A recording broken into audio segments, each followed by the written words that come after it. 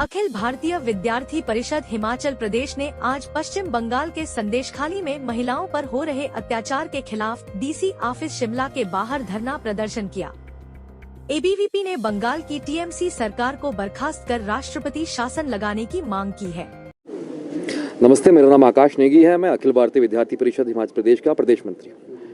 आज आप सभी यहाँ पर आए। आप सभी को मालूम होगा 10 फरवरी से पूरे देश के अंदर एक मुद्दा जो संदेशखाली जो बंगाल के अंदर एक गांव है, उसका मुद्दा पूरे देश में, हिमाचल में नहीं बल्कि पूरे देश में आग पकड़ रहा है। और हम उसके अंदर अगर जाएंगे तो हमारे सामने आएगा कि संदेशखाली एक ऐसा क्षेत्र जो ग्रामीण क्षेत्र है, लेकिन वहाँ पे हम सभी को मालूम है कि जो दीदी की सरकार है, जिसको हम टीएमसी की सरकार कहते हैं, वो तृणमूल कांग्रेस की सरकार, वहाँ पे जो औरतें हैं, वहाँ की बहनें, वहाँ की माताएं हैं, वहाँ का जो एक अध्यक्ष है, वहाँ का जो लीडर है उस संदेशखाली में, जिसका नाम शेख शाहजहां है, वो व्यक्ति वहाँ के घर घर जाता है। हर एक घर में जाकर के, मान लीजिए सर्वे के नाम से वहाँ पर घर जाएगा और उस घर में जाकर के कोई भी औरत, कोई भी लड़की, कोई भी बेटी उसको पसंद आती है, जो जवान हो, जो खूबसूरत हो, उसको अपने कार्यालय वहाँ पर बुलाया जाता है।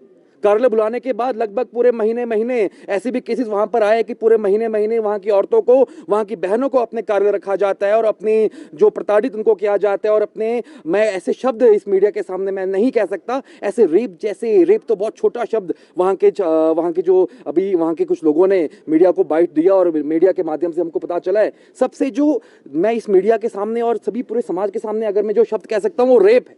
हम कल्पना कर सकते हैं कि रेप से भी घिनौनी चीजें वहां पर उन छात्रों, उन औरतों के साथ की जाती होगी। और केवल यही नहीं, बल्कि वहां पर यह भी इशू आ रहा है कि वहां से बहुत बड़ी संख्या में वहां के लोग पलायन कर रहे हैं। एक इशू तो ऐसा भी आया कि एक बूढ़ी माता अपनी नई नवेली बहू को कहती है कि आपकी शादी हो चुकी है, लेकिन आपको गांव आके हमारे साथ रहने की जरूरत नहीं है, आप शहर जाके काम कीजिए, इस गांव में आपको रहने की आवश्यकता नहीं है।